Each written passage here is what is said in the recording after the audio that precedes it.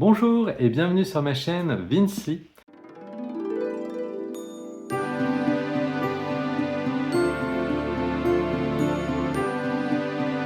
Je suis ravi de vous retrouver aujourd'hui avec ou sans cheveux pour vous parler de ma dernière lecture, une enquête policière de Jeanne Fèvre d'Arcier, Meurtre sur Garonne, Cristal Noir. Dans ce livre, qui est composé de 2 parties, on va prendre le temps de bien connaître les personnages au départ. L'autrice va prendre le temps de poser vraiment le contexte, l'environnement des personnages.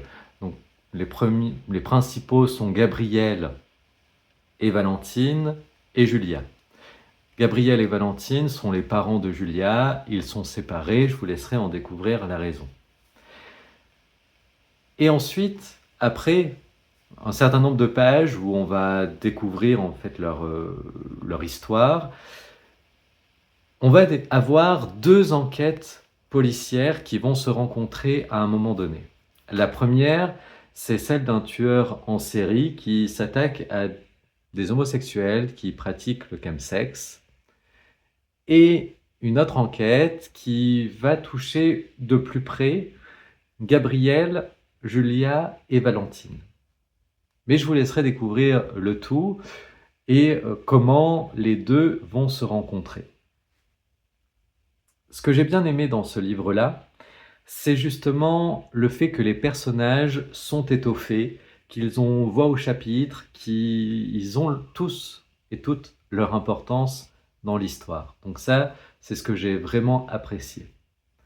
Ensuite, je m'attendais peut-être un peu plus à découvrir Bordeaux et les alentours, mais on va partir après dans un voyage, un peu dans toute la France, un petit périple, et ça a un peu télescopé la région de Bordeaux, et ça m'a un peu, voilà, un peu dérangé, parce que à la base, c'est ce que je voulais, hein, quelque chose qui se passe plus dans les régions bordelaises. Bon, après, c'est pas grave. J'ai pu redécouvrir des endroits que je connaissais, notamment en Normandie, donc ça m'a ça m'a plu quand même. Après, il y a un petit avertissement que j'aimerais quand même faire, parce que le, enfin, les sujets qui sont développés par l'autrice sont maîtrisés, notamment, pour exemple, le chemsex, c'est vraiment détaillé, informé, voilà, donc c'est ça qui est intéressant, qui a un travail approfondi, et donc ça se ressent dans l'écriture. Par contre, il y a des éléments qui peuvent, si vous êtes sensible à certains sujets, vous perturber peut-être un peu. Il y a des questions d'abus, de violence envers les enfants. Il y a une part aussi de troubles psychiques, de folie.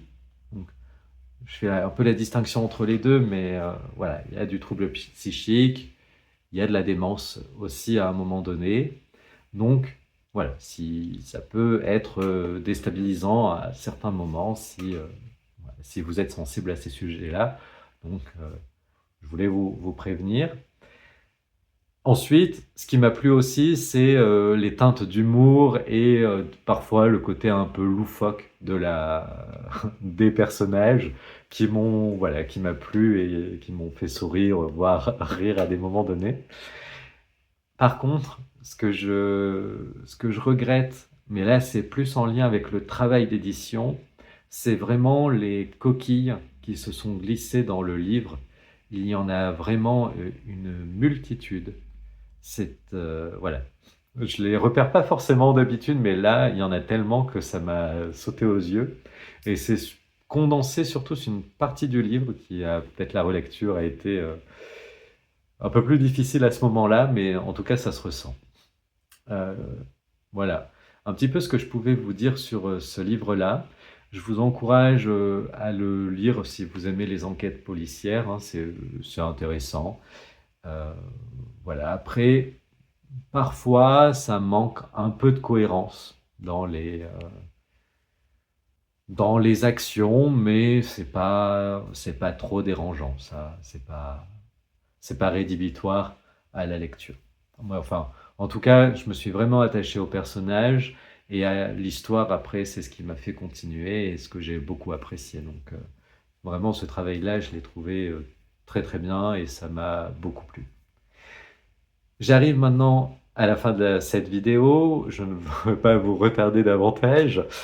Surtout, la prochaine, ce sera sur le théâtre. J'ai réussi enfin à trouver ma lecture, donc que je vous présenterai normalement la semaine prochaine, si tout se passe bien, et si j'ai le temps de tourner la vidéo.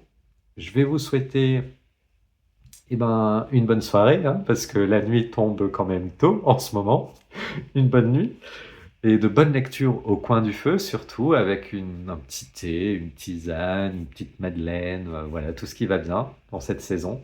Et puis, je vous dis à très bientôt, et surtout, ménagez-vous.